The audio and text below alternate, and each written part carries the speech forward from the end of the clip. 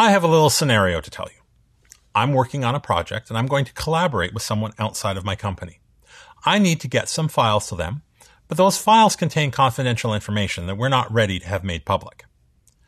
They don't have access to my company's network. We don't have a solution like SharePoint or any other big fancy software. How can I get those files to them, yet in a secure way? He's given me an email address, but I don't recognize the name of the provider, and I don't know how many people are involved between here and there, and I don't know where the files would live en route to him. So I'm not really comfortable, and it wouldn't be a good idea to just attach those files to an email and send them off. Instead, I want to make sure that they're protected, and the way I'm going to do that is with encryption. Basically, I have two choices. I can either encrypt the files myself before they leave my desktop, or I can use a third-party service of some sort to encrypt them for me. Now, there are a number of providers out there, file transfer services, who promise to do it encrypted and promise to keep it secure.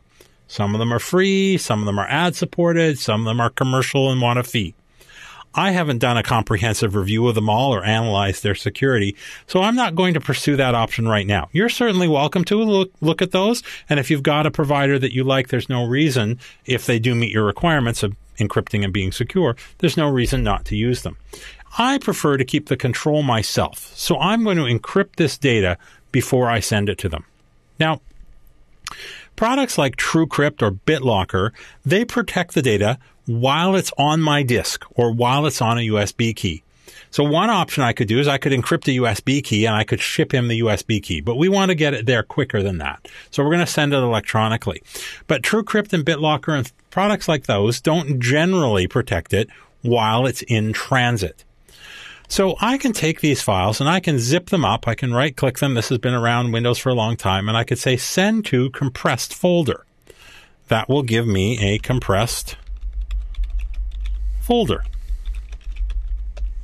Now, back in the day with Windows XP, we could then go into properties or we could open it and we could add a password to this.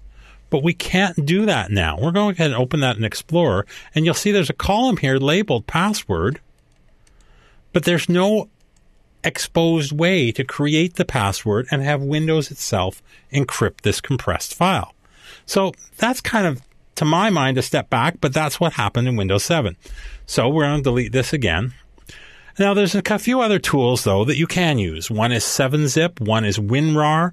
There's a number of them out there. I've tended to use WinRAR just because it's one I've used for a long time, but many of them will do similar things. I'm going to right-click on my files, and this time I'm going to say Add to Archive. I'm going to stay with the zip format still, so that it can be read by more things. I'm going to go under Advanced, and I'm going to click Set Password. And I'm going to enter in a password. Repeat it. You can choose whether or not that password is shown. And I'm going to click OK. And I'm going to click OK again. And now I have an encrypted file that is still a zip file, so it can still be opened within Windows. But now the password column says yes. And if I just try to open this photo, it's password protected. Now, one thing to watch out for is there are some utilities or even some applications that will let you password protect the file, but they don't actually store it with encryption. There's just kind of a password check in the application to make sure that, or to sort of make sure that people have permission to use it. That's probably not going to be adequate. You want to make sure that the file is actually stored with encryption. Now, one thing, depending on the level of secrecy that you need, even though these are protected by a password and they are stored encrypted, we can still see the name of the application. So I'm going to go back over here again. I'm going to right-click these again. I'm going to say Add to Archive, and this time I'm going to let it be a RAR file. And you'll notice that here when I click Set Passwords, I have a few more options, including the option to encrypt the file name. And then I have better control over the compression.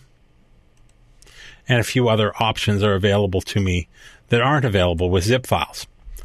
Now I'm going to go ahead and bump up. I'll make it the best possible encryption we can get, or compression we can grab. I'll say OK. And you see I saved a couple of KB. It compressed just a little bit tighter. And when I open it, if I don't know the password, I won't even see any contents at all.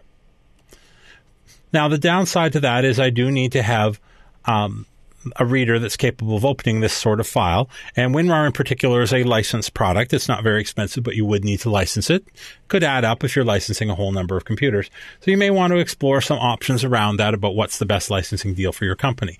But when you look at an application like this, make sure that you're not just wrapping it around with some little flimsy password, that is actually encrypting the data.